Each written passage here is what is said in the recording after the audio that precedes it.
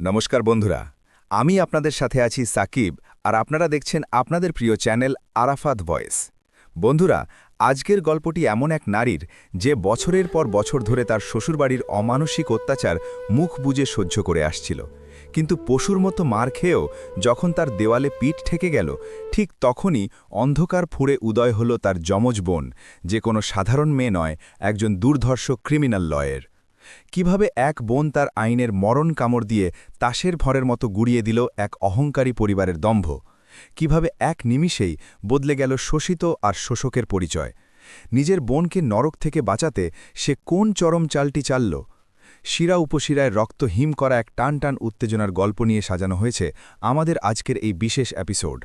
আমি নিশ্চিত গল্পের শেষটা আপনার গায়ের লোম খাড়া করে দেবে। তাই আর দেরি না করে চলুন মূল গল্পটি শুরু করা যাক। মুম্বাইতে এপ্রিল মাসের সেই রণরঙ্গিনী রোদ যেন আক্ষরিক অর্থেই আগুন ওগলাচ্ছিল।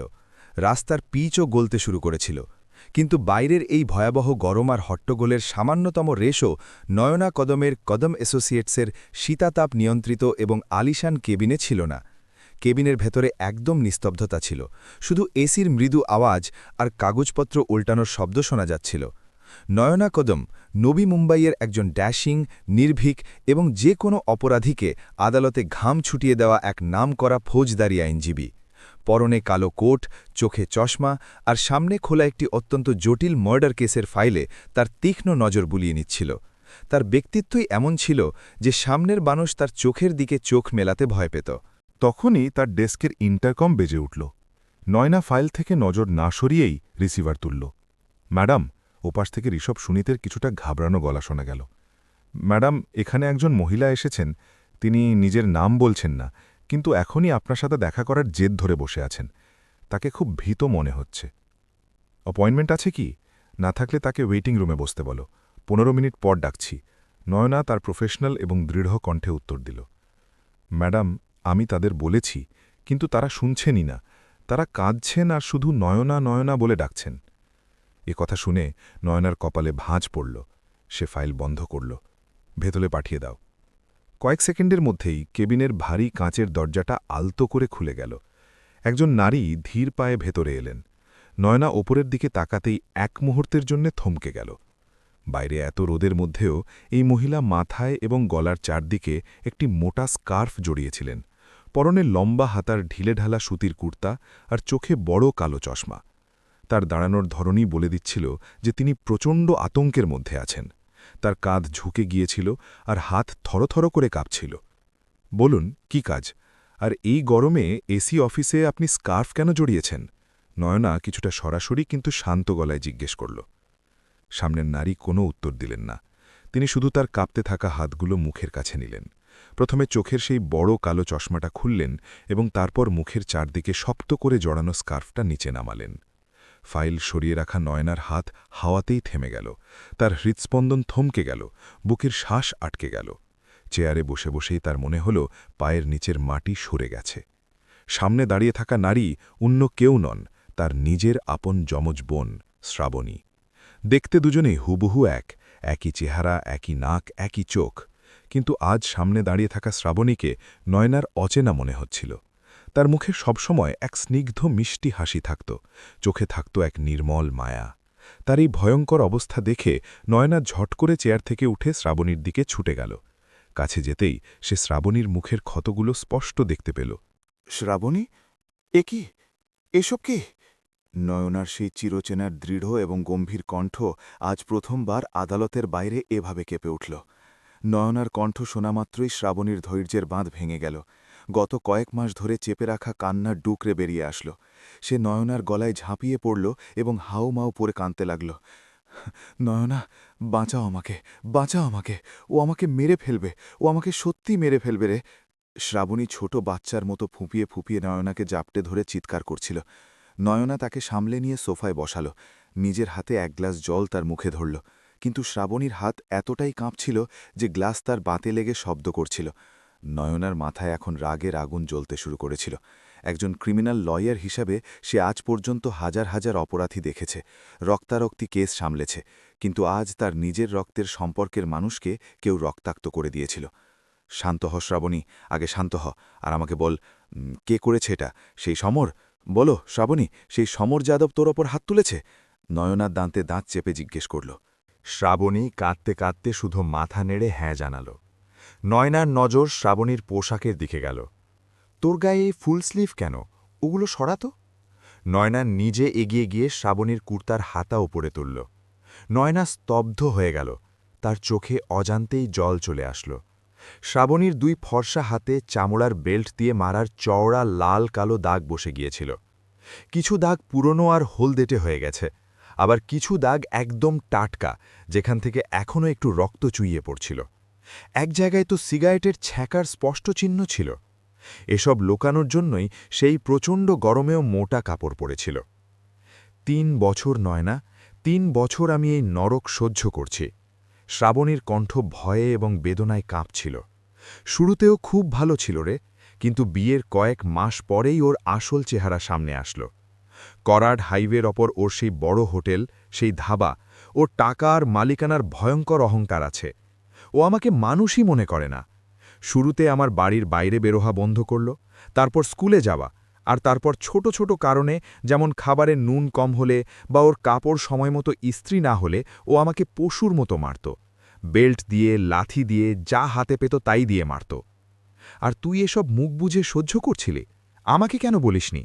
তোর আপন বোন আমি, একটা ফোন তো করতে পারতিস। কারাডে এসে সেই ধাবার সামনে ওকে উল্টো করে টাঙিয়ে দিতাম আমি। নয়নার কণ্ঠ এখন পুরোপুরি একজন ক্রিমিনাল লয়ারের মতো হয়ে গিয়েছিল, যাতে শুধু প্রতিশোধ আর রাগ দাউ দাউ করছিল। কিভাবে বলবো? ও তো আমার ফোন অনেক আগেই কেড়ে নিয়েছে। আমাকে বাড়ির বাইরে একা পা রাখতে দেয় না, কারো সাথে কথা বললে গালি দেয়, মারে। কাল ও সব সীমা পার করে দিল। আমি শুধু হোটেলের হিসেব নিয়ে একটা সাধারণ প্রশ্ন করেছিলাম, আর ও আমার গলা টিপে ধরল। নয়না, আমার দম আটকে গিয়েছিল, আমার মনে হচ্ছিল আমি মরে যাব। রাতেও মদ খেয়ে ঘুমিয়ে পড়লে, শেষ রাতে কোনো মতে প্রাণ বাঁচিয়ে বাড়ি থেকে পালিয়ে আজ সকালে এসটি বাস ধরলাম আর সরাসরি তোর কাছে চলে আসলাম। শ্রাবণী থর করে কাঁপছিল, তার নজর বারবার কেবিনের দরজার দিকে যাচ্ছিল। তার চোখের আতঙ্ক এতটাই গভীর ছিল যে এই সুরক্ষিত কেবিনে বসেও সে আশেপাশে ভয়ে ভয়ে তাকাচ্ছিল, যেন সমর যাদব এক্ষুনি দরজা ভেঙে ভেতরে ঢুকে তাকে চুল ধরে টেনে নিয়ে যাবে। নয়না শ্রাবণীর ক্রন্দনরত ফোলা মুখটা নিজের দুই হাতের মধ্যে নিল। শ্রাবণী, আমার দিকে তাকা, আমার চোখের দিকে তাকা। নয়না অত্যন্ত শান্ত কিন্তু ভয়ঙ্কর গলায় বলল, এখন তুই সুরক্ষিত আছিস, আমার কাছে চলে এসেছিস না? এখন সেই সমর যাদবের উল্টো দিন শুরু হয়েছে বলে ধরে নে। যে হাত দিয়ে ও আমার বোনকে মেরেছে, সেই হাত দিয়েই ওকে সবার সামনে ক্ষমা চাইতে বাধ্য করব। এটা নয়না কদমের কথা। নয়নার সেই দৃঢ় প্রতিশ্রুতি শুনে শ্রাবণীর চোখ দিয়ে অঝরে জল ঝরতে লাগল। গত কয়েক মাস ধরে তার মনে জমে থাকা সেই ভয়ঙ্কর অন্ধকার যেন কোথাও একটু কমতে শুরু করল। সে নয়নার হাত দুই হাতে শক্ত করে ধরল। তার হাত এখনও বরফের মতো ঠান্ডা ছিল। না নয়না, ও মানুষ নয় রে, ও রাক্ষস, ও একটা রাক্ষস।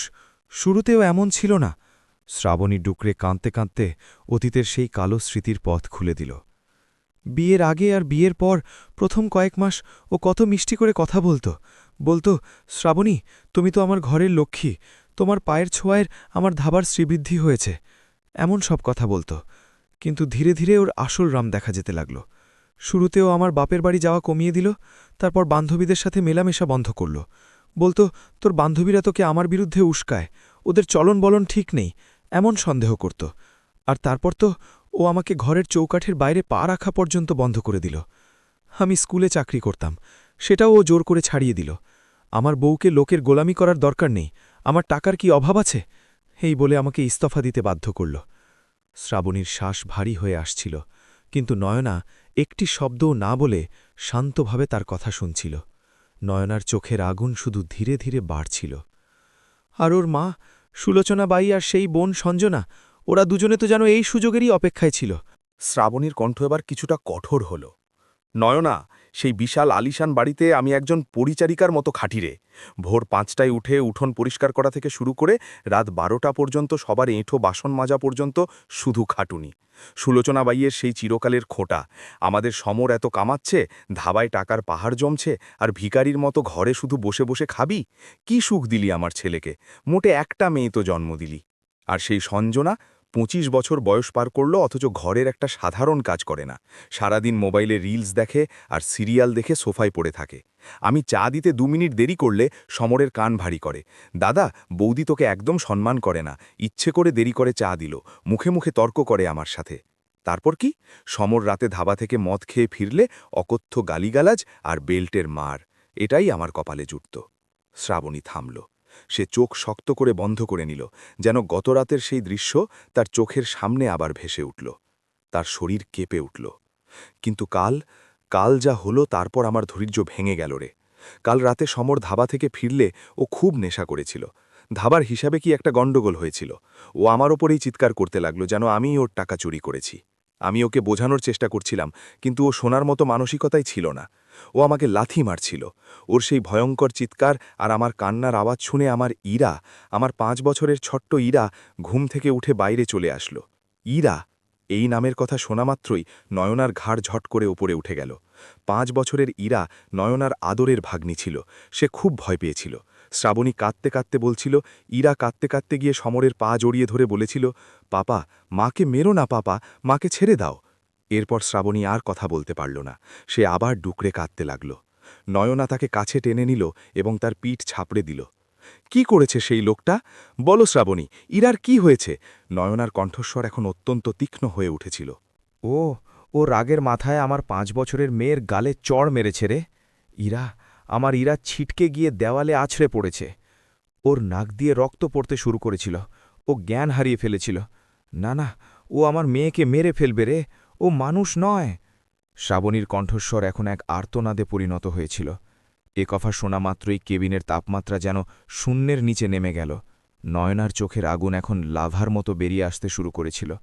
তার মুঠি এতটাই শক্ত হয়ে গিয়েছিল যে নখ হাতের তালুতে দেবে গিয়ে রক্ত আসার উপক্রম হয়েছিল। 5 বছরের ছোট্ট ইরার ওপর হাত, একজন ক্রিমিনাল লয়ারের ভাগ্নির ওপর হাত। নয়নার সারা শরীর রাগে রি করে উঠল। সে একটা দীর্ঘশ্বাস নিল এবং চোখ বন্ধ করল। যখন সে চোখ খুলল, তখন তার মুখের ভাব পুরোপুরি বদলে গিয়েছিল। সেই ভাব কোনো চিন্তিত বোনের ছিল না, বরং একজন বিপজ্জনক ও নির্দয় শিকারীর ছিল। তার ঠোঁটের কোণে এক অত্যন্ত নিষ্ঠুর, শীতল এবং প্রচণ্ড আত্মবিশ্বাসে ভরপুর হাসি ফুটে উঠল। যারা এই হাসি আদালতে দেখেছে তারা জানত যে এখন সামনের অপরাধীর আর রক্ষা নেই। শ্রাবণী, নয়নার কণ্ঠস্বর এখন এতটাই শান্ত আর কাঁপন ধরানো ছিল যে শ্রাবণীও ক্ষণিকের জন্য ভয় পেয়ে গেল। তোর সেই সমর যাদব আর ওর মা আর বোন, ওদের সময় এখন শেষ হয়েছে। নয়না নিজের চেয়ার থেকে উঠে কেবিনে পায়চারা করতে করতে বলল, শোন আমার কথা। আগামী 3 দিন, মাত্র 3 দিন তুই এখানে নবী মুম্বাইয়ে আমার ফ্ল্যাটের নিরাপদে থাকবি। ইরার চিন্তা করিস না, ও আজ সেখানে নিরাপদে থাকবে, তার ব্যবস্থা আমি করছি। কিন্তু এই 3 দিন কারারের সেই বিশাল বাড়িতে সমর যাদবের স্ত্রী শ্রাবণী হিসেবে তুই নয়, বরং আমি যাব। কি? শ্রাবণী ঝট করে উঠে দাঁড়িয়ে পড়ল। তার চোখ ছানাবড়া হয়ে গিয়েছিল। নয়না, তুই কি পাগল হয়েছিস? ও মানুষ নয়, ও একটা জানোয়ার। ও তোকে মেরে ফেলবে রে। তুই ওকে চিনিস না। ওর ঢাবায় ও গুন্ডা পুষে রেখেছে। না নয়না, আমরা পুলিশের কাছে যাই, আইনি পথ খুঁজি, কিন্তু তুই সেখানে যাস না। নয়না তার কাছে আসল। সে শ্রাবণীর 2 কাঁধ ধরল। তার মুখের সেই নিষ্ঠুর হাসিটা তেমনই ছিল। শ্রাবণী, তুই ভুলে যাচ্ছিস আমি কে? আমি নয়না কদম, নবী মুম্বাইয়ের দুধে অপরাধী, খুনি আর আন্ডারওয়ার্ল্ডের গুন্ডাদের আদালতে দাঁড় করিয়ে ঘাম ছুটিয়ে দেওয়া ক্রিমিনাল লয়ার আমি। আর থাকলো সেই সমর যাদবের শক্তির কথা, তাহলে শোন। নয়না গায়ে সেই কালো কোটটা খুলল এবং চেয়ারের ওপর ছুঁড়ে মারল। সে নিজের হাত ভাঁজ করল এবং হাতের পেশি দেখিয়ে বলল, আদালতের বাইরে আমার সময় আমি শুধু আইনের বই পড়ে কাটাই না। গত 7 বছর ধরে আমি প্রফেশনাল মার্শাল আর্টস এবং কিকবক্সিংয়ের ট্রেনিং নিচ্ছি। আমার আঙুলের গাঁটের এই দাগগুলো দেখ। রোজ জিমে হেভি পাঞ্চিং ব্যাগের ওপর প্র্যাকটিস করি আমি। তোর সেই সমরের মতো মদনমত্ত ষাঁড়দের এক লাথিতে মাটিতে শুইয়ে দেবার শক্তি আমার এই হাতে আছে। ও তোকে মারতে পেরেছে কারণ তুই একজন শান্ত ও ধৈর্যশীল শিক্ষিকা। তুই ঝগড়া করতে পারিস না। কিন্তু যখন ও আমার ওপর হাত তুলবে না, তখন ও বুঝবে যে ও কার লেজে পা দিয়েছে। নয়না শ্রাবণীকে আবার সোফায় বসালো। তুই শুধু নিজের খেয়াল রাখ। এখন আমি সেখানে যাব শ্রাবণী সেজে, আর ওই তিনজনকে এমন এক আইনি আর শারীরিক শিক্ষা দেব যে ওরা সারা জীবন কোনো নারীর দিকে চোখ তুলে তাকানোর সাহস করবে না। ওদের ওই দম্ভ, ওই টাকা, ওই ধাবা সব এক নিমেষে মাটিতে মিশিয়ে দেব আমি। আজ থেকে অদলবদল হবে, আর এই খেলার শেষ আমিই ঠিক করব। পরদিন সন্ধেবেলা করাড হাইওয়ের কাছেই অবস্থিত সমর যাদবের সেই দোতলা আলিশান হাভেলি। বাইরে থেকে দেখলে মনে হতো এর ভেতরে কত সুখ আর ঐশ্বর্য লুটুপুটি খাচ্ছে, কিন্তু নয়না জানত যে এটা কোনো প্রাসাদ নয়, বরং তার বোনের জন্য এক দমবন্ধ করা জেলখানা ছিল। গায়ে শ্রাবণীর মতো এক সাধারণ সুতির ড্রেস, মুখে আঘাতের নকল মেকআপ আর মাথার ওপর ওড়নার ঘোমটা, নয়না কদম এখন পুরোপুরি শ্রাবণী যাদব সেজে গিয়েছিল। সে হাভেলির বিশাল কাঠের দরজায় হাত রাখল। তার রন্ধ্রে রন্ধ্রে এক শীতল ও নিষ্ঠুর নিস্তব্ধতা মিশে গিয়েছিল। বাঘের ডেরায় শিকার করতে যাওয়া সে নিজেই ছিল এক বিপজ্জনক শিকারী। সে আস্তে করে দরজা ঠেলল এবং ঘরে পা রাখল। ঘরে ঢোকামাত্রই সে এক গুনুট ও ভারী বাতাস অনুভব করল। হলে বিশাল দামি ঝাড়লণ্ঠন ছিল, ঝকঝকে সোফা ছিল, কিন্তু বাড়ির মধ্যে ঘরোয়া ভাব একেবারেই ছিল না। নয়না পা রাখা মাত্রই হল থেকে এক অত্যন্ত কর্কশ এবং কানে লাগার মতো আওয়াজ আসল। ওগা মহারানী, সকাল থেকে কোথায় গিয়েছিলে? আওয়াজের দিকে নয়না তাকাল। সামনের বড় সোফায় পা ছড়িয়ে সমরের মা সুলোচনাবাই বসেছিল। মুখের পানের পিক ফেলার জন্য পাশে রাখা পিকদানির দিকে ঝুঁকে সে চিৎকার করে বলল, কিরে, কানে কি তালা লেগেছে তোর? আমি কি জিজ্ঞেস করছি? ঘরের কাজ কি তোর বাপ এসে করবে? ধাবা থেকে সমরের আসার সময় হলো, আর এই মেয়ের পাত্তাই নেই। খেয়ে খেয়ে একেবারে বলদ হয়েছিস। লজ্জা শরম কি কিছু আছে না নেই? ঘরে শাশুড়ি ননদ ঘাটতে খাটতে মরছে, আর এই মেয়ে গ্রামে টোটো করে ঘুরছে। সুলোচনাবাইয়ের সেই গ্রাম্য এবং বিষাক্ত ভাষা শুনে নয়নার হাতের মুঠি অজান্তেই শক্ত হয়ে গেল, কিন্তু সে নিজেকে সামলে নিল।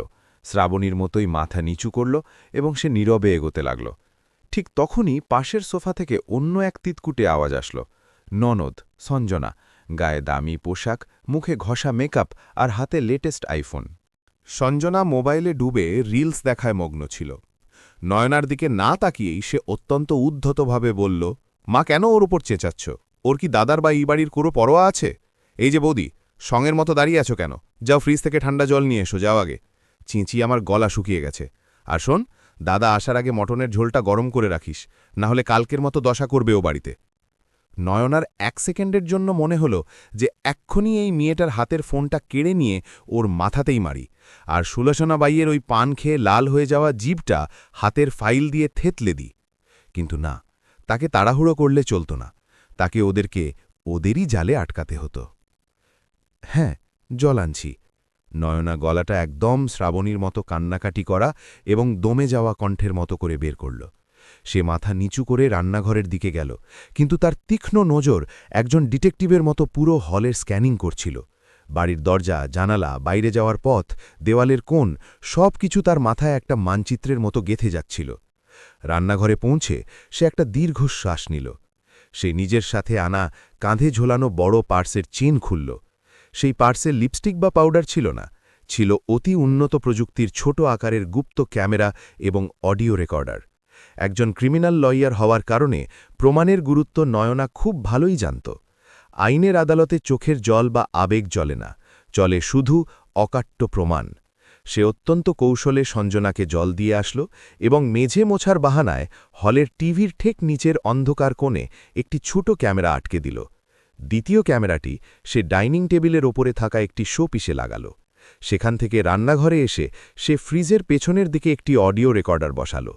এই সব কিছু সে এতটাই ক্ষিপ্রতা এবং নিখুঁতভাবে করছিল যে সোফায় বসে থাকা সেই 2 বিষধর সাপের বিন্দুমাত্র সন্দেহ হল না। এরপর সে তার বেডরুমে গেল।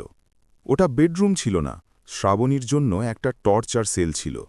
সেখানে গিয়ে নয়না এসির ডাক্টের কাছে এবং আলমারির উপরের দিকে ক্যামেরা ফিট করল। এই ক্যামেরাগুলোর অ্যাঙ্গেল পুরো বিছানা এবং দরজা কভার করছিল। এখন এই বাড়িতে ঘটা প্রতিটি অপরাধ, প্রতিটি গালি এবং প্রতিটি মারধর সরাসরি নয়নার ক্লাউড স্টোরেজে হাই ডেফিনেশনের রেকর্ড হতে থাকত। শেষ ক্যামেরাটি সেট করে সে যেই না পেছনে ঘুরবে অমনি দরজার কাছ থেকে একটা অত্যন্ত ক্ষীণ এবং ভীতু আওয়াজ আসল। মা! নয়না চমকে পেছনে তাকাল। দরজার চৌকাঠ ধরে 5 বছরের একটি ছোট্ট মেয়ে দাঁড়িয়েছিল, ইরা, নয়নার আদরের ভাগ্নি। ইরাকে দেখেই নয়নার বুকটা ফেটে গেল। ইরার সেই মিষ্টি নিষ্পাপ মুখটা ভয়ে সাদা হয়ে গিয়েছিল। ওর এক গালে কালো সমরের মারার সেই ভয়ঙ্কর কালশিটে দাগ আর একটু ফুলে ঠাকা নাক স্পষ্ট দেখা যাচ্ছিল। ও এতটাই আতঙ্কিত ছিল যে নিজের মায়ের কাছে আসতেও কুঁকড়ে যাচ্ছিল। মা, পাপা কি আসবে? আমার খুব ভয় লাগছে রে। ইরার সেই কাঁপানো কণ্ঠস্বর শুনে নয়নার চোখে প্রথমবার জল আসল। নয়না আদালতের একজন কঠোর উকিল ছিল, কিন্তু শেষমেশ সে তো একজন মাসিও ছিল। একটা ছোট্ট প্রাণের উপর এমন অত্যাচার দেখে তার কলিজা মোচড় দিয়ে উঠল। সে দৌড়ে ইরার কাছে গেল এবং হাঁটু গেড়ে বসে সেই ছোট্ট প্রাণটিকে নিজের বুকের সাথে শক্ত করে জড়িয়ে ধরল। ইরা ওর কোলে মুখ গুজে কাঁদতে লাগল। ওর পিঠে হাত বুলিয়ে দিতে দিতে নয়নার শরীরে যেন এক নতুন শক্তির সঞ্চার হল। কিচ্ছু হবে না সোনা, এখন আর কিচ্ছু হবে না। তোর মা এসেছে না, এখন তোকে কেউ হাত ছোঁয়াবে না। নয়না ইরার চোখের জল মুছিয়ে দিয়ে অত্যন্ত মমতায় কিন্তু এক অটল বিশ্বাসের সাথে বলল। ইরার মাথায় হাত বুলিয়ে দিতে দিতে নয়নার নজর বেডরুমের বাইরের অন্ধকারের দিকে গেল। ইরাকে আগলে ধরে বসে থাকা নয়না এখন শুধু একজন বোন ছিল না, সে এমন এক ঢাল হয়ে উঠেছিল যা এই বাড়ির প্রতিটি আঘাত নিজের ওপর সইবে। সে ইরার ফোলা গালে আলতো করে আঙুল বুলিয়ে দিল এবং মনে মনে এক ভয়ঙ্কর শপথ নিল। সমর যাদব, তোর এই বাড়ি, তোর এই টাকা আর তোর এই পুরুষতান্ত্রিক অহংকারের দম্ভ আমি এমনভাবে চূর্ণ করব যে তুই সারা জীবন নিজেকে আয়নায় দেখতে ভয় পাবি। এই খেলা তুই শুরু করেছিস, কিন্তু শেষ করব শুধু আর শুধু নয়না কদম। বাইরে অন্ধকার ঘনিয়ে আসল এবং সেই অন্ধকারেই বাইরে একটি বড় গাড়ির কর্কশ হর্ন বেজে উঠল। সমর যাদব এসে গেছে। নয়না উঠে দাঁড়াল। সে ইরাকে আলতো করে বিছানায় শুইয়ে দিল এবং মুখে সেই কান্নাকাটি করা মুখোশটা আবার পরে নিল। যুদ্ধের প্রথম স্ফুলিঙ্গ এবার জ্বলে উঠতে যাচ্ছিল। বাইরে ঘনিয়ে আসা অন্ধকারে সমরের মহিন্দ্রা স্করপিওর সেই কর্কশ হর্ন আবারও বেজে উঠল। গাড়ির ভারী দরজার সজোরে আছড়ে বন্ধ করার শব্দ একদম হলের ভেতর পর্যন্ত ভেসে আসল। নয়না ইরাকে বিছানায় শুইয়ে দিল। ওর কপালে একটি স্নেহের চুম্বন নিল এবং মুখে সেই কান্নাকাটি করা ভীতু ভাব নিয়ে বেডরুমের বাইরে আসল। ওর কানে থাকা গোপন ইয়ারপিস থেকে ক্যামেরার রেকর্ডিং শুরু হওয়ার বিপ আওয়াজ হল। এখন সব কিছু রেকর্ড হতে যাচ্ছিল। ধরফর করে পা ফেলে সমর যাদব ঘরে ঢুকল। ওর চোখ দুটো লাল হয়ে গিয়েছিল। সারা শরীর থেকে দেশি মদ আর দামি সিগারেটের কটু গন্ধ পুরো হলে ছড়িয়ে পড়ল। ধাবায় আজ নিশ্চয়ই বড় কোনো ঝামেলা হয়েছে, কারণ ওর শার্টের একটা বোতাম ছেঁড়া ছিল, কলার কুঁচকানো ছিল আর মুখে ছিল প্রচণ্ড রাগ।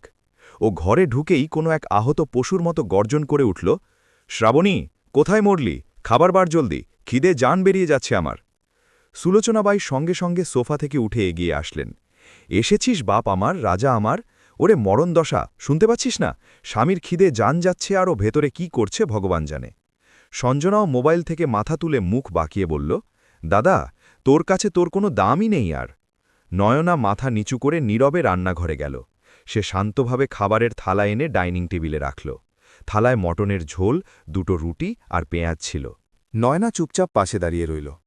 ওর পেশিগুলো এখন যে কোনো পরিস্থিতির মোকাবিলা করার জন্য পুরোপুরি সতর্ক ছিল। সমর টলটলে টলটলে চেয়ারে বসল। মদের নেশায় ওর নিজের ওপর নিয়ন্ত্রণ ছিল না, তা স্পষ্ট বোঝা যাচ্ছিল। ও রাগে রুটির একটা বড় টুকরো ছিঁড়ে ঝোলে ডুবিয়ে মুখে দিল। 1 সেকেন্ড, 2 সেকেন্ড ও চিবোতে থাকল, আর হঠাৎ করে সেই গ্রাসটা ঘিনঘিনিয়ে মেঝেতে থুতু করে ফেলে দিল। থু, একেবারে জঘন্য বানিয়েছে এটা। নুন কোথায় এতে? স্বাদ কোথায়? সমরের আওয়াজ পুরো ঘরে প্রতিধ্বনিত হল। ধাবায় ওই খদ্দেররা মাথা খারাপ করে রেখেছে। আমার মেজাজ আগে থেকেই চড়ে আছে, আর এখানে ঘরে আসার পর এই মেয়েটা কুকুরের মতো খাবার দিচ্ছে। এ কথা বলতে বলতেই সমর রাগের মাথায় সেই ভর্তি থালাটা হাতের এক ঝটকায় মেঝের ওপর আছড়ে ফেলল। ঝং করে একটা বিকট আওয়াজ করে স্টিলের থালা আর বাটিগুলো মেঝেতে আছড়ে পড়ল। লাল মাটনের ঝোল আর রুটির টুকরো পুরো মেঝেতে ছড়িয়ে গেল। সুলোচনাবাই আগুনে ঘি ঢালতে সঙ্গে সঙ্গে এগিয়ে আসলেন। দেখলি সমর, আমি তোকে রোজ বলি, ওর কোনো নজর নেই এই ঘরে, শুধু শুধু খাবারের অপচয় করে। আমার ছেলেকে শান্তিতে এক গ্রাসও খেতে দেয় না এই অলক্ষী। ওর বাপ কি ওকে এই খাবারই খাওয়াতো? সঞ্জনাও পেছন থেকে তাল মিলিয়ে বলল, দাদা, ওকে দুটো চড় না মারলে ওর বুদ্ধি হবে না। মাথায় চড়ে বসেছে তোর। কালো ধাবার হিসেব নিয়ে এমনই অবাধ্যপনা করছিল। ধাবার রাগ, মদের নেশা আর মা বোনের ঢালা বিষাক্ত তেল, সমরের রাগের বিস্ফোরণ ঘটল। ওর চোখ ক্রোধে সাদা হয়ে গেল। ওর সেই পুরুষালী অহংকার, যা আজ ধাবায় হয়তো কেউ হয়তো আহত করেছিল, তা এখন নিজের দুর্বল স্ত্রীর ওপর ঝাড়ার জন্য ছটফট করতে লাগল। তোর অহংকার আজ নামাচ্ছি আমি, এই বলে সমর চেয়ার থেকে ঝট করে উঠে দাঁড়াল। ওর 6 ফুট লম্বা বিশাল দেহ নয়নার ওপর ধেয়ে আসল। ও নিজের ডান হাত হাওয়ায় তুলল। এই সেই হাত, যে হাত দিয়ে কাল 5 বছরের ছোট্ট হীরাকে ও দেওয়ালে আছড়ে ফেলেছিল। ওর সেই ভারী আর খসখসে হাত পুরো শক্তি দিয়ে নয়নার গালে সপাটে পড়ার উপক্রম হল। ঠিক তখনই এক অভাবনীয় ঘটনা ঘটল। গত 3 বছর ধরে মুখ বুজে এভাবেই মার খেয়ে আসা শ্রাবণী আজ নিজের জায়গা থেকে এক চুলও নড়ল না। সে চোখ শক্ত করে বন্ধ করল না, বা কাঁদতে কাঁদতে নিচে বসে পড়ল না। সমরের হাত তার গালে লাগার ঠিক আগেই নয়নার হাত বিদ্যুতের গতিতে হাওয়ায় খেলে গেল, এবং সে সমরের উঁচিয়ে ধরা কবজিটা শক্ত করে ধরে ফেলল। সমর এক মুহূর্তের জন্য কিছুই বুঝতে পারল না। ওর ওই দানবীয় শক্তিকে হাওয়ার মধ্যেই কোনো লোহার সাঁড়াশি যেন আটকে দিয়েছে। ও ঝট করে সামনের দিকে তাকাল। সবসময় মাথা নিচু করে কাঁদতে থাকা সেই নারী আজ মাথা উঁচু করেছে। আর ওর চোখ, ওই চোখ শ্রাবণী ছিলই না। সেই চোখে কোনো ভয়ের রেশ ছিল না, চোখের জলের এক ফোঁটাও ছিল না। সেখানে ছিল শুধু আর শুধু এক ভয়ঙ্কর, নিষ্ঠুর এবং তীক্ষ্ণ নিস্তব্ধতা। নয়না ওর কবজির ওপর নিজের ধরাটা আরও শক্ত করল। গত 7 বছরের কিকবক্সিং আর মার্শাল আর্টস ট্রেনিংয়ের কারণে ওর সাধারণ দেখতে আঙুলেও ইস্পাতের শক্তি ছিল। সে সমরের সেই হাতটা ধীরে ধীরে অথচ অত্যন্ত অমানসিক শক্তি দিয়ে পেছনের দিকে মোচড়াতে শুরু করল। আহ, ছাড়, কি করছিস তুই? সমরের মুখ দিয়ে মদের নেশার ঘরেও এক ব্যথার চিৎকার বেরিয়ে আসল। ওর কপালে ঘামের ফোঁটা জমতে শুরু করল। ওর হাতের শিরায় প্রচণ্ড টান পড়ছিল। ওর সেই পুরুষালী দম্ভ, সেই অহংকার এক নিমেষে টলে গেল। ও বিশ্বাসই করতে পারছিল না যে ওর পায়ের তলার দাসী আজও হাত মোচড়াচ্ছে। নয়না ওর হাতটা আরও একটু মোচড়াল। ও যন্ত্রণায় নুয়ে পড়ল। নয়না ওর একদম কাছে গেল, ওর চোখের দিকে চোখ রাখল এবং অত্যন্ত শীতল, কাঁপুনি ধরানো আর বিপজ্জনক গলায় বলল, আওয়াজ নামাওস আমার যাদব। খুব অভ্যেস হয়ে গেছে না এই হাতে মেয়েদের ওপর ওঠার? কালিরার ওপর এই হাতেই মেরেছিলে না? আজ এই হাত এখান থেকেই শিকড় শুদ্ধ উপড়ে ফেলব আর তোমারই গলায় বেঁধে দেব, বুঝেছ? ওর ওই বরফের মতো ঠান্ডা আওয়াজ আর চেহারার সেই নির্দয় ভাব দেখে সমরের নেশা অর্ধেক কেটে গেল। ওর চোখে প্রথমবার ভয়ের ছাপ দেখা গেল। পেছন থেকে সুলোচনাবাই আর সঞ্জনা তো এই দৃশ্য দেখে আক্ষরিক অর্থেই পাথর হয়ে গিয়েছিল। তাদের মুখ দিয়ে কথা বেরোচ্ছিল না। যে বউ আজ পর্যন্ত ভুলেও গলা চড়ায়নি, সে আজ তাদের ছেলের হাত ভেঙে তাকে মাটিতে হাঁটু গেড়ে বসতে বাধ্য করছে। শ্রাবণী, ছাড়, ছাড় আমার ছেলেকে। কি ভূত ঢুকেছে নাকি তোর উপর? সঞ্জনা, দেখ, দেখ কি করছে ও। সুলোচনাবাই ভয় পেয়ে কাঁপতে কাঁপতে চিৎকার করে উঠলেন, কিন্তু সঞ্জনা নিজের জায়গা থেকে 1 ইঞ্চিও নড়ল না মাতৃভূমির মতো। ওর চোখ ভয়ে ছানা বড়া হয়ে গিয়েছিল। নয়না সুলোচনাবাইয়ের দিকে এমন এক কড়া নজর দিল যে সেই বুড়ির কথা গলার মধ্যেই আটকে গেল। তারপর সে সমরের চোখের দিকে সেই একই ভয়ঙ্কর কটাক্ষ হেনে এক ঝটকায় ওর হাত দূরে ছুঁড়ে দিল। সমরের ভারসাম্য নষ্ট হল এবং ও দুপা পেছিয়ে গিয়ে ডাইনিং টেবিলে জোরে ধাক্কা খেল। ও নিজের ব্যথায় নীল হয়ে যাওয়া হাতটা ডলতে ডলতে অবাক হয়ে হাঁপাতে হাঁপাতে নয়নার দিকে তাকিয়ে রইল। ওর ওই বিশাল শরীরের ভেতরকার পুরুষ এক নিমেষে ভেঙে চুরমার হয়ে গিয়েছিল। নয়না মেঝের উপর ছড়িয়ে থাকা খাবারের দিকে তাকাল।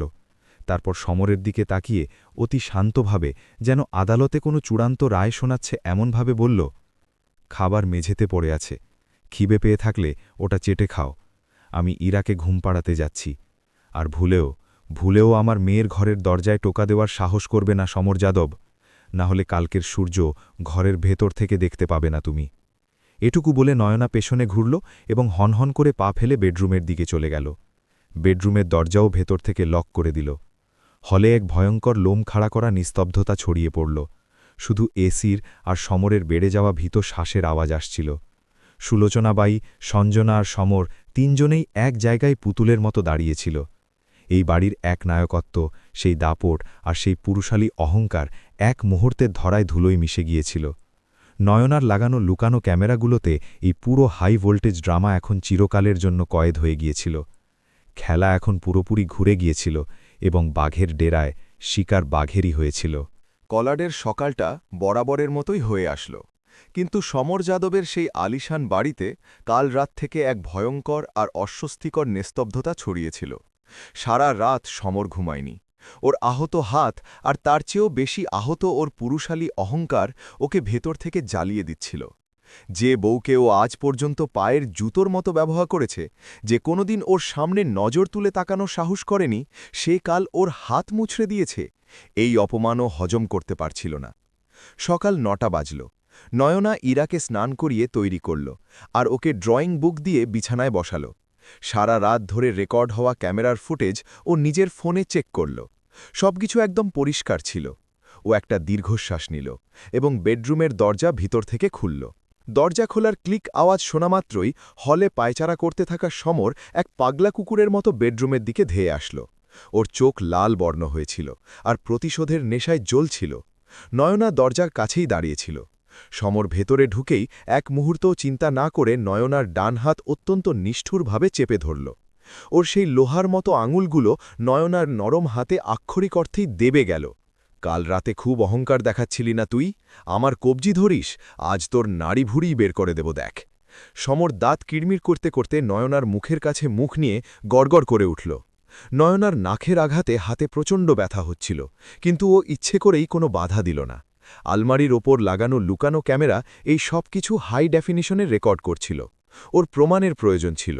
ও নিজের মুখে অত্যন্ত ভীত এবং ব্যথার ভাব ফুটিয়ে তুলল। সমর, ছাড়ুন আমাকে, লাগছে আমার, ইরা সামনে আছে, ছাড়ুন আমার হাত। নয়না ইচ্ছে করে কান্নাকাটি করা গলায় চিৎকার করল, যাতে অডিও রেকর্ডিংয়ে ওর আত্মরক্ষা আর সমরের হামলা স্পষ্টভাবে ধরা পড়ে। লাগছে? এখন তোকে দেখাচ্ছি ব্যথা কাকে বলে। এই বলে সমর নিজের বাঁ হাত হাওয়ায় তুলল। ও এক সপাটে চর মারতে যাচ্ছিল। ঠিক তখনই নয়নার সেই ভীতু অবতার এক সেকেন্ডে উধাও হয়ে গেল। ওর চোখে আবার সেই বিপজ্জনক শিকারীর ঝলক ফিরে আসল। সমরের হাত নিচে নামার আগেই নয়না নিজের বাঁ পা দ্রুত এগিয়ে দিল। সে অত্যন্ত ক্ষিপ্রতার সাথে সমরের শার্টের কলার আর উঁচিয়ে ধরা হাতের পেশি শক্ত করে ধরল। নিজের শরীরের ভারসাম্য মাঝখানে এনে সে এক ঝটকায় সমরের বুকে নিজের কাঁধ ঠেকাল এবং জুডোর এক অত্যন্ত ক্লাসিক ও মারাত্মক প্যাঁচ মারল। সমরের সেই ৯০ কেজির বিশাল শরীর হাওয়ায় এক অর্ধবৃত্তাকারে ঘুরল এবং পিঠের ওপর সজোরে মেঝের ওপর আছড়ে পড়ল। এক ভয়ঙ্কর আওয়াজে পুরো ঘর কেঁপে উঠল। সমরের ফুসফুসের বাতাস এক ঝটকায় বেরিয়ে গেল। ওর শ্বাস নেওয়ারও ক্ষমতা রইল না। শিরদাঁড়ায় লাগা সেই ভয়ঙ্কর আঘাতের কারণে ও মেঝেতে ছটফট করতে লাগল। নয়না ওর বুকের ওপর পা রেখে দাঁড়িয়ে রইল। তোমাকে কালই বলেছিলাম সমর যাদব, এই দরজায় টোকা দেওয়ার সাহস করো না, নয়না অত্যন্ত শীতল গলায় বলল। এই বড় আওয়াজ শুনে সুলোচনাবাই আর সঞ্জনা দৌড়ে বেডরুমের কাছে আসল। সমরকে মেঝেতে ছটপট করতে দেখে দুজনেরই মুখের কথা বন্ধ হয়ে গেল। মা, পুলিশকে ফোন করো, এই মেয়েটাকে আজ জেলে পচাবো আমি, পুলিশকে ফোন করো। সমর মেঝেতে থেকেই গোঙাতে গোঙাতে আর রাগে চিৎকার করে উঠল। ওর অহংকার এখন পুরোপুরি ধুলোয় মিশে গিয়েছিল। নিজের বাড়িতে নিজের মা বোনের সামনে এক নারীর কাছে মার খাওয়ার এই কলঙ্ক ও সহ্য করতে পারছিল না। ও ভাবল টাকা আর চেনা পরিচয়ের জোরে ও পুলিশকে কিনে নেবে এবং শ্রাবণীকে শিক্ষা দেবে। সঞ্জনা সঙ্গে সঙ্গে কাঁপতে কাঁপতে কারারের লোকাল ইন্সপেক্টরকে ফোন লাগাল। মাত্র ১৫ মিনিটের মধ্যে করার থানার ইন্সপেক্টর মানে এবং দুজন কনস্টেবল জিপের সাইরেন বাজিয়ে সমরের দরজায় হাজির হল। এখানে গল্পের পরবর্তী অংশ হুবহু বাংলায় অনুবাদ করা হল। সমর কোনো মতে উঠে সোফায় বসল। পুলিশ আসতে দেখে সুলোচনাদাই সঙ্গে সঙ্গে আঁচল চোখে দিয়ে কান্নার নাটক শুরু করলেন। কি হয়েছে সমর শেঠ? সাত সকালে আপনার হাভেলিতে কি হলো? ইন্সপেক্টর মানে ঘরে পা রাখা মাত্রই নিজের গম্ভীর গলায় গর্জে উঠলেন। সাহেব, দেখুন এই মেয়েটা কি করেছে। সমর নয়নার দিকে আঙুল দেখিয়ে নালিশ শুরু করল। আমার ঘরে থেকেই আমার ওপর প্রাণঘাতী হামলা করছে সাহেব, আমাকে মেঝেতে আছড়ে মেরেছে ও, ওর ওপর ভূত সওয়ার হয়েছে, ওকে ভেতরে পুরুন, কেস করুন ওর ওপর। ইন্সপেক্টর মানে নয়নার দিকে তাকালেন। তিনি ভেবেছিলেন কোনো সাধারণ ভীতু নারী হবে, কিন্তু নয়না সেখানে অত্যন্ত দাপটের সাথে এক হাতে আইপ্যাড আর অন্য হাতে একটা মোটা ফাইল নিয়ে দাঁড়িয়েছিল। তার মুখে ভয়ের লেশ মাত্র ছিল না। কি ম্যাডাম, স্বামীকে মারধর করছেন? আইনের ভয়ডর কিছু আছে না নেই? ইন্সপেক্টর মানে একটু কড়া গলায় নয়নাকে বললেন। নয়না শান্তভাবে 2 পায়ে গিয়ে আসলো। সে ইন্সপেক্টরের চোখের দিকে চোখ রেখে তাকালো। ইন্সপেক্টর সাহেব, আইন কি আর আইনের ভয় কাকে বলে তা আমার চেয়ে ভালো আর কেউ জানে না।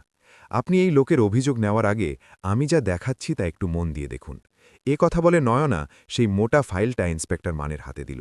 সাহেব, এগুলো শ্রাবণী যাদবের গত 3 বছরের মেডিকেল রিপোর্ট, করাডের সিটি হসপিটালের।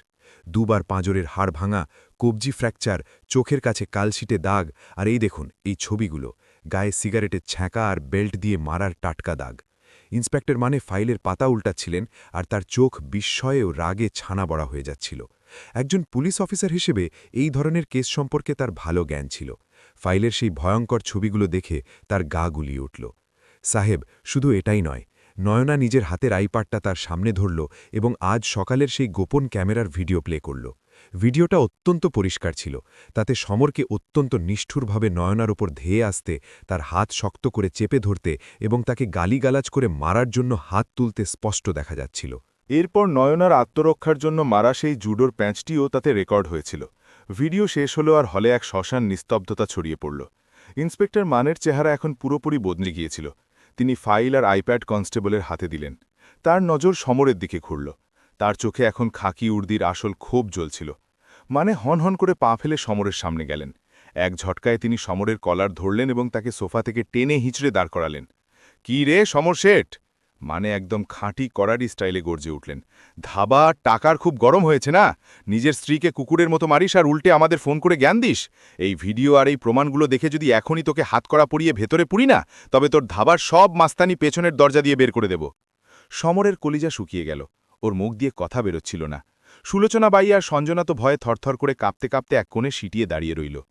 সাহেব, সাহেব, শুনুন আমার কথা, ও তো আমার স্ত্রী। চুপ থাক, একটা শব্দ বলবি তো এখানেই মুখ ফাটিয়ে দেব। মানে ওকে কলারে ধরেই এক জোরে ধাক্কা দিলেন। সমর আবার সোফায় আছড়ে পড়ল। মানে নয়নার দিকে ফিরলেন।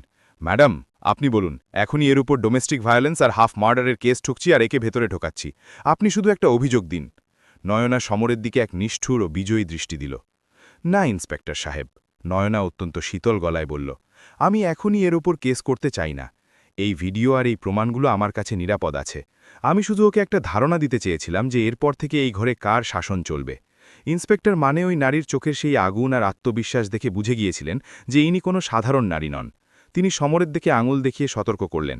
শোন রে সমর, আজ ম্যাডাম বলছেন বলে তোকে ছেড়ে দিয়ে যাচ্ছি, কিন্তু এরপর যদি ওনার বা ওই ছোট বাচ্চার একটা চুলেও আঁচ লাগে না, তবে তোর ধাবায় গিয়ে তোর পিঠের চামড়া তুলে নেব এই করাডের বাজারে, মনে রাখিস। পুলিশ যেমন এসেছিল তেমনই চলে গেল। সমর, সুলোচনা আর সঞ্জনা পুরোপুরি অসহায় হয়ে এক মরা ইঁদুরের মতো সেখানে পড়ে রইল। তাদের একনায়কতন্ত্রের দম্ভ, তাদের অহংকার আর তাদের সেই টাকার দেমাক নয়না মাত্র কয়েক ঘণ্টায় আইন আর শক্তির জোরে ধুলায় মিশিয়ে দিয়েছিল। নয়না তাদের সামনে দিয়ে হেঁটে আবার বেডরুমে গেল এবং যাওয়ার সময় শুধু এটুকু বলল, এটা তো শুধু ট্রেলার ছিল সমর যাদব, পিকচার এখনও বাকি আছে।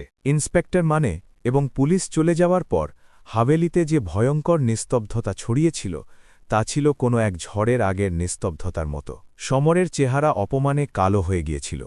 যে সমর কাল পর্যন্ত এই ঘরে এক রাজার মতো ঘুরে বেড়াত, সে আজ নিজের ঘরেই এক ভিখারির মতো লাচার হয়ে সোফায় বসেছিল। সুলোচনা বাই আর সঞ্জনাও মুখ বুজে এক কোণে বসেছিল, কিন্তু সঞ্জনার মাথায় তখন অন্য এক বুদ্ধি খেলছিল। পুলিশের রাস্তা বন্ধ হলেও আমাদের স্থানীয় রাস্তা এখনও খোলা আছে। সে আস্তে করে নিজের মোবাইল বের করল এবং একটা নাম্বারে মেসেজ পাঠাল। সন্ধ্যা 7টা বাজল। হাভেলির বাইরে একটা বুলেট বাইক সজোরে এসে থামল। বুলেটের সেই বিকট ফটফট আওয়াজ শুনে নয়না বেডরুমের জানালা দিয়ে বাইরে তাকাতে লাগল।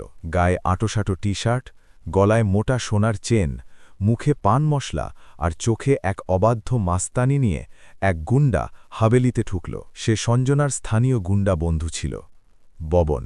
করাডের অলিগলিতে তোলাবাজি করা আর মানুষের ওপর চড়াও হওয়া এই ববন আজ নয়নাকে হুমকি দিতে এসেছিল।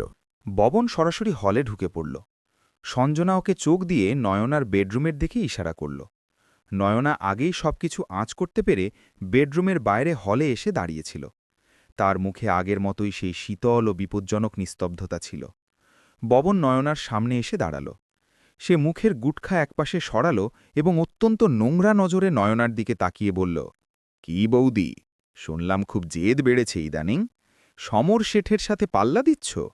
ওগো, স্বামীর ঘরে থাকতে হলে পায়ের দাসী হয়ে থাকতে হয়, এই ববন তোমায় বলে দিচ্ছে। চুপচাপ সমর শেঠের পা ধরে ক্ষমা চাও, না হলে এখানেই এমন অবস্থা করব যে। নয়না ওর কথা মাঝপথেই থামিয়ে দিয়ে অত্যন্ত শান্ত কিন্তু তীক্ষ্ণ গলায় জিজ্ঞেস করল, না হলে কি? নয়নার ওই নির্ভীক রূপ দেখে ববন ক্ষণিকের জন্য থমকে গেল। আজ পর্যন্ত সে যে নারীদের ভয় দেখিয়েছে তারা ওর আওয়াজ শুনেই থরথর করে কাঁপত, কিন্তু এই নারী তো তার চোখের দিকে চোখ রেখে নাড়িয়ে আছে। আমার সাথে চালাকি করিস না। ববনের গলা চড়ে গেল। তোর সোজা কথায় বুদ্ধি হবে না দেখছি, দাঁড়া, তোর মাস্তানি ছোটাচ্ছি। এই বলে ববন তার ভারী আর খসখসে হাত নয়নাকে ধরার জন্য বাড়াল, কিন্তু নয়না কদম কোনো সাধারণ শিকার ছিল না। ববনের হাত তার শরীর স্পর্শ করার আগেই নয়না বিদ্যুতের গতিতে এক পা বাম দিকে সরে গেল। সে অত্যন্ত ক্ষিপ্রতার সাথে ববনের এগিয়ে আসা হাতটা কবজি বরাবর ধরল, নিজের শরীরের ভারসাম্য ব্যবহার করে ওকে সামনে টেনে নিল এবং বাম পা দিয়ে ওর পায়ে ল্যাং মারল। মার্শাল আর্টসের সেই এক অত্যন্ত নিখুঁত মারাত্মক ধুবিপাচার ছিল ওটা। ববনের সেই ৮০ কেজির শরীর হাওয়ায় উড়ল এবং সরাসরি হলের মাঝখানে থাকা সেই দামি মোটা কাঁচের সেন্টার টেবিলের উপর সজোরে আছড়ে পড়ল। করকর করে এক ভয়ঙ্কর শব্দে সেই মোটা কাঁচ ভেঙে চুরমার হয়ে গেল এবং ববন সেই কাঁচের টুকরোগুলোর ওপর পিঠ ঠেকিয়ে পড়ে গেল। ওর পিঠে কাঁচ ঢুকে গেল এবং ও যন্ত্রণায় চিৎকার করে উঠল। নয়না অত্যন্ত দাপটের সাথে ববনের বুকের কাছে গিয়ে দাঁড়াল। সে নিজের ফোন বের করল এবং ববনের মুখের সামনে ধরল। ববন, তাই তো? নয়নার আওয়াজ এখন কোনো মৃত্যুদূতের মতো শোনাচ্ছিল। এই দেখ, ওপরে এসির ডাক্টের কাছে, আর ওই দেখ কোণে, এই ঘরে আমি 7টা হাই ডেফিনেশন লুকানো ক্যামেরা লাগিয়েছি। তুই আমার ওপর চড়াও হতে আসলি আর আমি আত্মরক্ষার্থে তোকে আছড়ে ফেললাম, সবকিছু রেকর্ড হয়ে গেছে। এখন শোন, এখান থেকে যদি তুই আগামী 10 সেকেন্ডের মধ্যে তোর ওই বুলেট নিয়ে চম্পট না দিস, তবে এক্ষুনি ইন্সপেক্টর মানেকে ফোন করব। ঘরে ঢুকে মহিলার ওপর প্রাণঘাতী হামলা আর শ্লীলতাহানির কেস ঠুকব। 10 বছর ভেতরে পচবি, আর তোর ওই ভাই বেরাদররাও তোকে জামিন দিতে আসবে না। ইন্সপেক্টর মানে এবং ক্যামেরা শব্দটা শোনামাত্রই ববনের নেশা আর গুন্ডাগিরি 1 সেকেন্ডে নেমে গেল। সে প্রাণের ভয়ে সেই ভাঙা কাচের মধ্যে থেকেই উঠে দাঁড়াল। পিঠ দিয়ে রক্ত ঝরতে থাকলেও সে পেছনে ফিরে তাকানোর সাহস পেল না। সরি ম্যাডাম, ভুল হয়ে গেছে, আমি যাচ্ছি।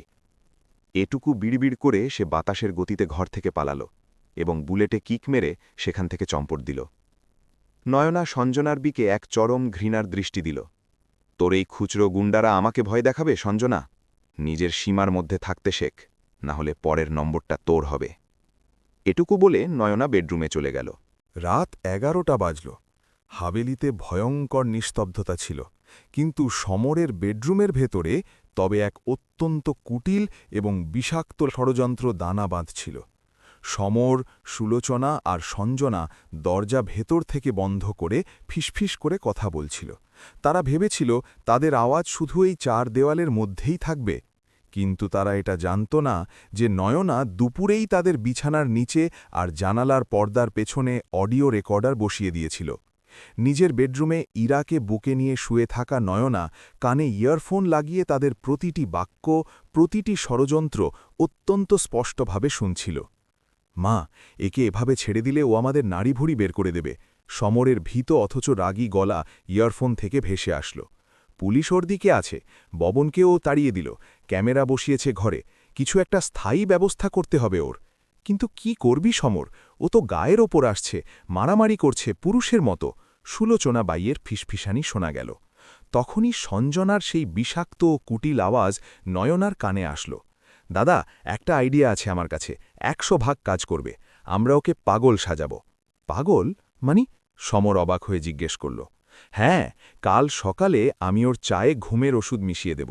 সঞ্জনা নিজের ষড়যন্ত্র অত্যন্ত ঠান্ডা মাথায় বুঝিয়ে বলতে লাগল।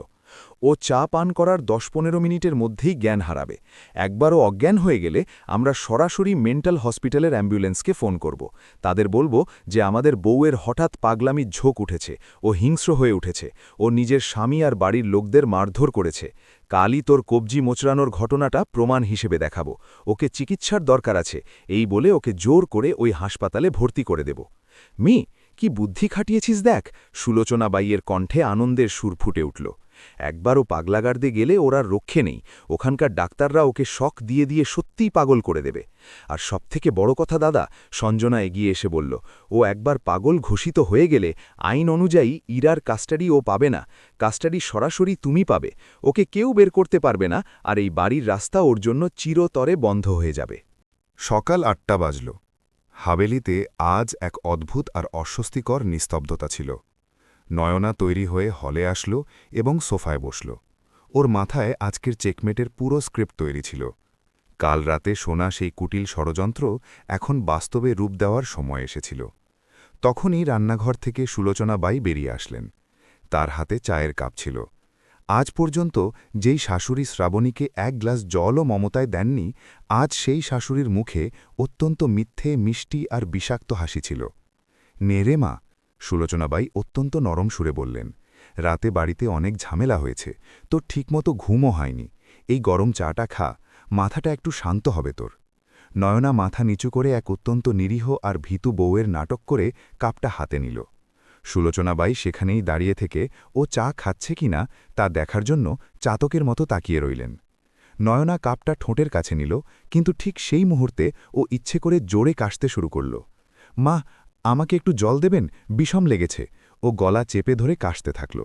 সুলোচনাবাই বিরক্ত হয়ে দাঁড়া, আনছি বলে রান্নাঘরের দিকে ফিরলেন। ও ঘুরতেই মাত্র ১ সেকেন্ডের মধ্যে নয়না সেই পুরো চা সোফার পাশে থাকা এক বিশাল শোপিসের টবের মাটিতে ঢেলে দিল এবং খালি কাপটা ঠোঁটে ঠেকিয়ে চা খাওয়ার নাটক করতে লাগল। সুলোচনাবাই জলের গ্লাস এনে দিলেন। নয়না জল খেল এবং খালি কাপটা ট্রেতে রাখল। ২ মিনিট নিস্তব্ধতায় কাটল। হঠাৎ নয়না নিজের মাথায় হাত দিল। ওর চোখ যেন ভারী হয়ে আসছে এমন ভাব করতে লাগল। মা, আমার মাথা খুব ভারী লাগছে, সব কিছু গোল ঘুরছে চোখের সামনে। এই বলে ও সোফার একপাশে লুটিয়ে পড়ল। ও চোখ শক্ত করে বন্ধ করে নিল এবং নিজের শরীরটা পুরোপুরি শিথিল করে দিল। থামো, হলে হঠাৎ এক অত্যন্ত তীক্ষ্ণ, গম্ভীর আর কড়া আওয়াজ প্রতিধ্বনিত হল। সমর, সুলোচনা আর সঞ্জনা চমকে পেছনে ফিরল। যে শ্রাবণী গভীর ঘুমে অচেতন হয়ে পড়েছিল, সে এখন সোফায় অত্যন্ত দাপটের সাথে এক পায়ের ওপর অন্য পা তুলে বসে আছে। নয়না সোফা থেকে উঠে দাঁড়াল। ওর সেই নিরীহ আর ভীতু রূপ এক নিমেষে খসে পড়ল। সে এখন এক সিংহীর মতো বুক চিতিয়ে তাদের সামনে দাঁড়িয়েছিল। Shut up! নয়না পুরো শক্তি দিয়ে গর্জে উঠল। আওয়াজ নামা! সমর যাদব, শ্রাবণী নই আমি নবী মুম্বাই হাইকোর্টের ক্রিমিনাল লয়ার নয়না কদম, তোমাদের ওই সহনশীল গরিব শ্রাবণীর নিজের যমজ বোন। নয়না ল্যাপটপ খুলল এবং একটি অডিও ফাইল প্লে করল। ল্যাপটপের স্পিকার থেকে কাল রাতের তাদের বেডরুমের সেই ষড়যন্ত্র স্পষ্ট শোনা যেতে লাগল। তোমরা ৩ জন মিলে কাল রাত থেকে যা করেছ তাকে আইনের ভাষায় কি বলে তা বলছি, মন দিয়ে শোনো। একজন সুস্থ নারীকে নেশার ওষুধ দিয়ে পাগল বানানোর ষড়যন্ত্র করা ভারতীয় দণ্ডবিধির ১২০ গ ধারা অনুযায়ী অপরাধমূলক ষড়যন্ত্র। চায় ঘুমের ওষুধ মিশিয়ে দেওয়া ৩২৮ ধারা অনুযায়ী বিষ বা নেশাজাতীয় দ্রব্য দিয়ে প্রতারণা করা। আর সবথেকে ভয়ঙ্কর বিষয় হল, এটা ওর জীবনের ঝুঁকি হতে পারে জেনেও ওভারডোজ দেওয়া, সরাসরি ৩০৭ ধারা অনুযায়ী খুনের চেষ্টা। নয়না অত্যন্ত ঘৃণার সাথে ওর দিকে তাকাল। সে ফাইল থেকে কিছু কাগজপত্র বের করল এবং সেন্টার টেবিলের উপর ছুঁড়ে দিল। আমি একজন উকিল, আর আমি আদালতের বাইরে সেটেলমেন্ট করা পছন্দ করি। তোমাদের কাছে এখন মাত্র ২টি রাস্তা আছে। প্রথম, এখনই ইন্সপেক্টর মানেকে ডাকি, অথবা দ্বিতীয়, এই মিউচুয়াল কনসেন্ট ডিভোর্স পেপারগুলোতে সই করা। চুপচাপ সই করো। সমর থরথর হাতে কাগজগুলো নিল। এই কাগজগুলো অনুযায়ী নয়না প্রতিটি শব্দের ওপর জোর দিয়ে বলল, ইরার পূর্ণ আইনি কাস্টাডি শুধু এবং শুধুমাত্র শ্রাবণীর কাছে থাকবে। ওকে দেখা করার কোনো অধিকার তোমার থাকবে না। দ্বিতীয় শর্ত, খোরপোশ হিসেবে প্রতি মাসে ৫০,০০০ টাকা শ্রাবণীর অ্যাকাউন্টে জমা হবে। আর তৃতীয় ও সবচেয়ে গুরুত্বপূর্ণ শর্ত, এই হাভেলি, এই বাড়ি আজ থেকে শ্রাবণী যাদবের নামে হবে। করছি, আমি সই করছি। সমর প্রাণের ভয়ে চিৎকার করে উঠল। সে টেবিল থেকে কলম তুলে নিল এবং কাঁদতে কাঁদতে কাঁপা কাঁপা হাতে ডিভোর্স আর প্রপার্টি ট্রান্সফারের কাগজগুলোতে একের পর এক সই করতে লাগল। সুলোচনা আর সঞ্জনাও সাক্ষী হিসেবে কাঁদতে কাঁদতে সই করে দিল। ৬ মাস পর করাডের সেই হাভেলির রূপ এখন পুরোপুরি বদলে গেছে।